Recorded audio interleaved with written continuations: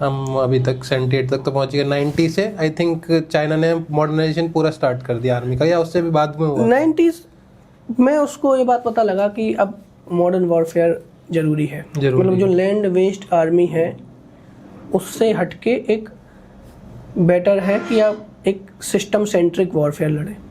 System centric as in कि आपकी जो इंफॉर्मेशन वॉरफेयर, इन सब साइबर वॉरफेयर, इन सब चीज़ों पे ज़्यादा ध्यान चाइना ने दिया, और इंटीग्रेटेड वॉरफेयर। आप A2AD उसकी बात करते हैं, वो क्या है एक बार बता दीजिए व्यूअर्स को। एक्चुअली A2AD चाइना का जो प्रिपरेशन चल रहा है काफ़ी समय से, वो मॉडर्नाइजेशन के परिप्रेक्ष्य में ही है। क्योंकि देखिए A2AD as a military strategy और उसका ऑब्जेक्टिव क्या है, ये दोनों इंटरलिंक्ड हैं। जैसे A2AD का नाम है एंटी एक्सेस एरिया डिनाइल। सो मैं आपको एक उसका ब्रीफ दे देता हूँ कि क्यों A2AD। देखिए 90s के आसपास जब चाइना मतलब नहीं कर पाया, 40 ईयर्स तो हो चुके थे, उसके बाद भी चाइना को ये बात पता था कि US is always there supporting them. और यूएस का रोल सिर्फ ऐसा नहीं है कि वो वॉशिंगटन या वहाँ बैठ के बात कर रहा है। यूएस इज देयर, मतलब उनकी मिलिट्री बेसिस जापान में तो है, ताइवान में भी है, साउथ कोरिया में है, ताइवान में नहीं है। ठीक है। जापान में है, साउथ कोरिया में है, गुआम है उनके पास, फिलीपींस में है, काफ़ी समय तक फिलीपींस में रहे। गोवा में? गुआम की कौन सी जगह? Guam is a small island in Pacific, western eastern Pacific. ठीक है। It is the base of Indo Pacific command. US का जो इंडो पैसिफिक कमांड है उसका मिडवे आइलैंड के आसपास है क्या कहीं, या आगे जाके? ये आपको पैसिफिक आइलैंड के पास मिलेगा। जो आप फिलीपींस तो आपको थोड़ा दूर जाना पड़ेगा, हवाई से भी थोड़ा दूर है, बट काफी आइसोलेटेड है। तो वर्ल्ड वॉर 2 से उन्होंने अपने पास रख रखा होगा, मैं अज्यूम। हाँ, हमेशा से उनके पास था वो। हवाई से वहाँ का एडमिनिस्ट्रेशन चलता है। अच्छा, पहले से ही उनके पास ही? हाँ, वो ठीक है। क्योंकि उस समय तो यूएस आफ्टर 1898 तो इंपीरियल पावर के रूप में अपने आप को एस्टेब्लिश कर रहा था। हवाई तो उन्होंने ले ही रखा है। स्पेन वगैरह को 98 में उन्होंने हराया था। तो यूएस के पास है। Guam is the base of Indo Pacific, मतलब जो इंडो पैसिफिक कमांड है यूएस का, उसका बेस है। ठीक।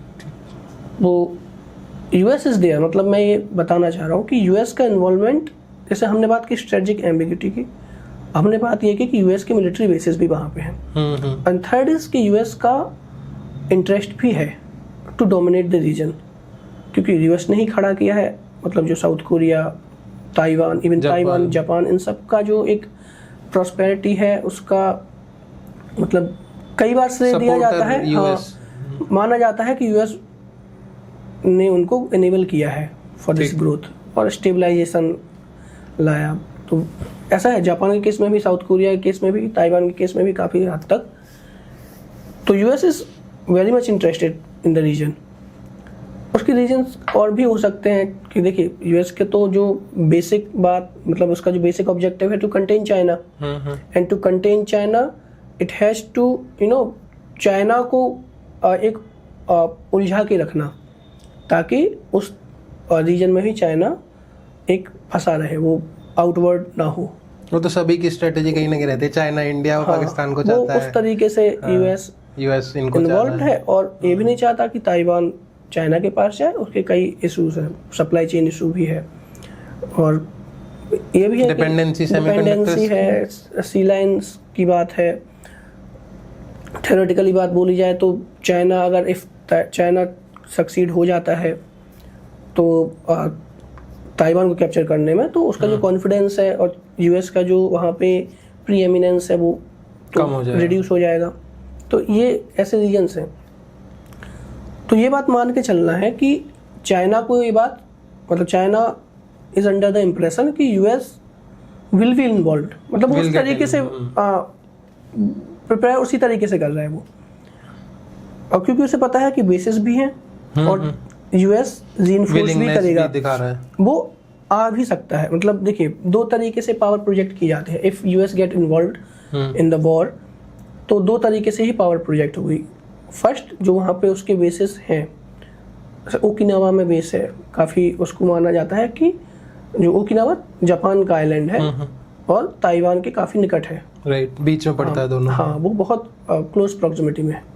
उस पे कडेना एंड फुटेना एयर बेस है। अच्छा। तो माना जा रहा है कि मतलब स्ट्रेटजिस्ट मानते हैं कि बड़े मतलब इट्स हाईली लाइकली कि ये इन्वॉल्व होगा, मतलब उस समय ये बेसिस शायद एक्टिव रहेंगे।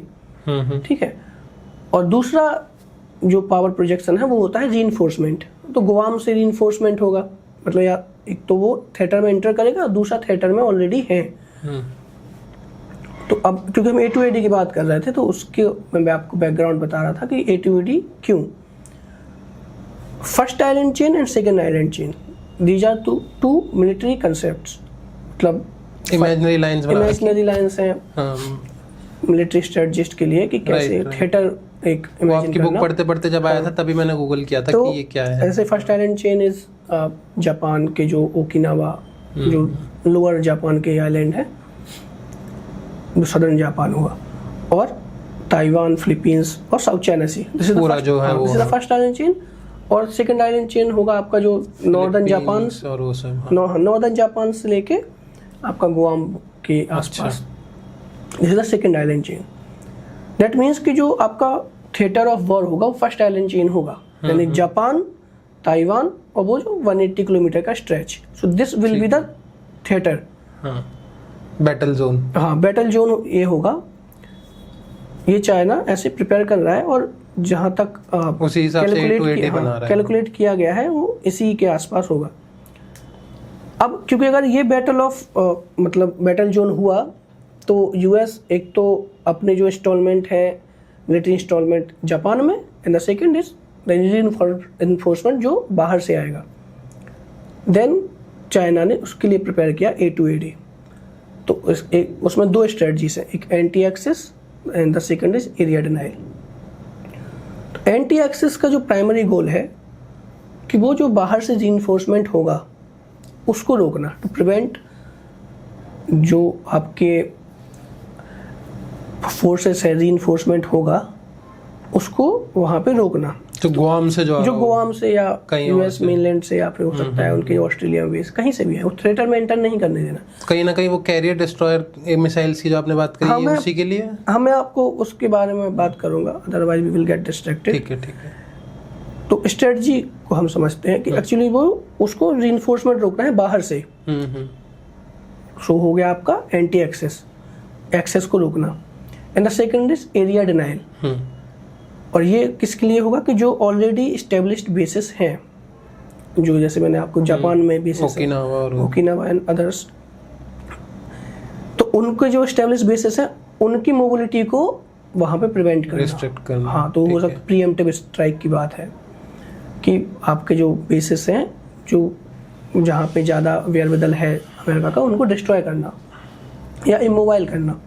उसके कई तरीके हो सकते हैं। आप रनवे को डिस्ट्रॉय कर दीजिए तो वो फ्लाइट नहीं कर एटलीस्ट एक दिन के लिए तो रोक देगा। मतलब वो काफ़ी ऐसे कॉम्प्लेक्स है, बट मैं बस ऐसे एग्जांपल देके बता रहा हूँ कि एरिया एंटी एक्सेस हो गया, एरिया डिनाइल। तो इससे क्या होगा कि वो जो यूएस का मैन्यूवर है उसको पूरी तरह से रोक देगा, एंड देन उसके बाद चाइना अपना ताइवान पे एम्फीबियस इन्वेजन करेगा। So this is the whole concept जो चाइना प्रिपेयर कर रहा है। और इसके आसपास मैंने अपनी बुक लिखी है और उसमें आपको, क्योंकि इस सब चीज़ों के लिए चाइना को मॉडर्नाइज करना पड़ा अपनी मिलिट्री को। यूएस भी जानता है इस बात को कि China is preparing for this scenario, तो यूएस की भी स्ट्रेटजीज हैं। ताइवान ऑल्सो नोज कि हो सकता है अगर China succeed in warring US intervention उस समय, तो उसको भी अपने आप से उसको उस अटैक को थ्वार्ट करना है। तो ये जो तीनों पावर हैं इनकी मिलिट्री स्ट्रेटजीज क्या हैं और क्या वो रीजन में मिलिट्री बैलेंस रह पाएगा, इस चीज़ पे मैंने बुक में काफ़ी इसी चीज़ पे चर्चा की है। सो दिस इज A2AD जो चाइना प्रिपेयर कर रहा है। ये उनकी स्ट्रेटेजी है, अगर कभी वॉर होती है तो इस तरीके से वो करेंगे।